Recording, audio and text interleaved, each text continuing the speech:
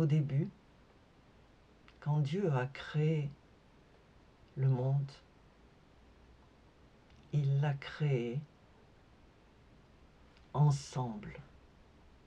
Père, Fils et Esprit Saint, tous les trois en un, présents à la création du monde. Et quand il a parlé, il a dit « Faisons l'homme à notre image ». Un pluriel qui n'est pas un pluriel de majesté ou un pluriel de politesse ou un pluriel de présentation, comme on le fait par exemple lors d'une soutenance de thèse. Ce n'est pas ça, c'est le pluriel de réalité. Parce que Dieu est trois en un, Père, Fils et Saint-Esprit. Et donc, quand il dit « faisons l'homme à notre image », c'est un pluriel, c'est-à-dire que Dieu est tout entier, Père, Fils et Saint-Esprit, impliqués dans la création. Et le mot « homme » ici est également un pluriel, comme on parle d'un troupeau, comme on parle d'un couple. C'est une unité de plusieurs personnes. Et le mariage, qui est l'union de l'homme et de la femme, est à l'image de Dieu. Et l'image de Dieu, ça veut dire quoi? Ça veut dire d'abord une union tellement solide qu'on ne peut pas la séparer. Quand Dieu se manifeste tout entier, comme par exemple à la création du monde, ou par exemple au baptême de Jésus dans le Jourdain, il est là tout entier.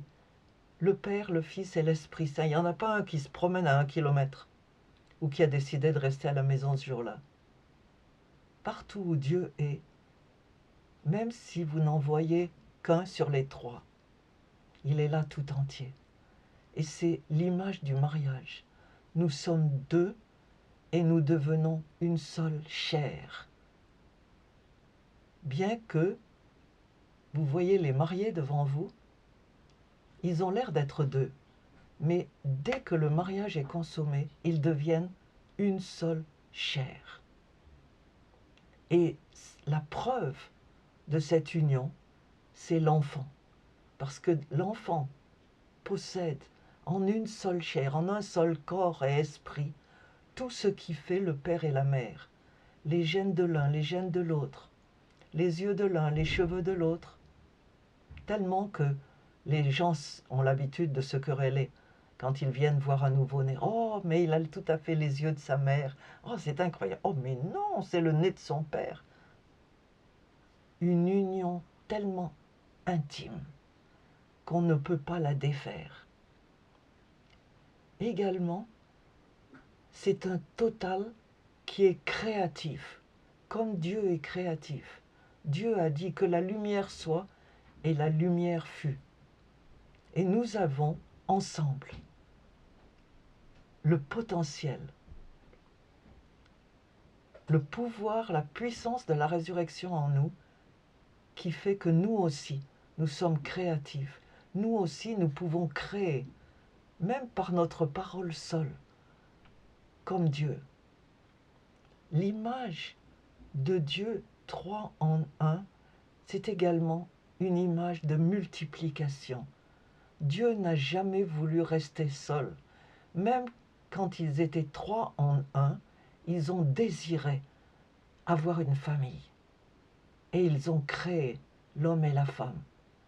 Et les ont encouragés à se multiplier et à dominer le monde. Le mariage doit être une multiplication.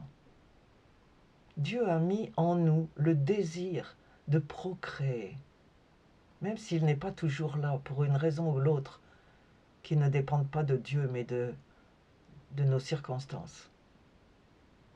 Tout le monde désire un enfant.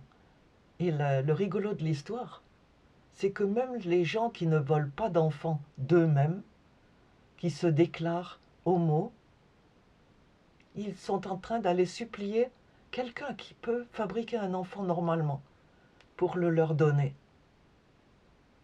Mais on n'achète pas un enfant. Dieu, en nous, c'est une histoire de créativité, de multiplication, de productivité. Dieu veut que nous soyons dans l'action. Il nous a encouragés dans sa parole à travailler. Dieu a créé le monde en 7 jours. 6 jours il a travaillé, 1 jour il s'est reposé. Et ça, c'est le modèle que Dieu nous a donné, d'être des gens qui travaillent. Et il a même dit dans la parole que si quelqu'un ne travaille pas, qu'il ne doit pas manger. Nous ne sommes pas encouragés à dormir sur nos 2 oreilles sans rien faire. Il nous a donné l'exemple également de la fourmi. Il nous a découragés d'être improductifs et paresseux. Enfin, il nous a donné des différentes fonctions. Comme Dieu a créé l'homme et la femme, Dieu, dans sa parole, a donné des images de lui, comme celles qu'on imaginerait d'un père, et puis celles qu'on imaginerait d'une mère. Il nous discipline, comme un père doit le faire, mais il a aussi raconté comment il a appris à marcher à Israël. Non seulement Israël, la personne, mais Israël, le peuple. Il a conduit son peuple comme un berger qui prend soin des brebis qui allaitent ou qui sont grosses, des enfants qui ne peuvent pas marcher très longtemps. Dieu a les qualités en lui-même de l'homme et de la femme. Il a mis tout ce qui était lui en nous. Ses qualités, l'image des fonctions qu'il a besoin que nous faisions, ses émotions, son amour, sa sagesse. Il a tout déversé en nous, sans rien retenir que sa majesté. Il a fait de nous des gens à son image. Et quand vous pensez au mariage la prochaine fois, pensez que vous êtes à l'image de Dieu, non seulement individuellement, mais en tant que couple et que famille.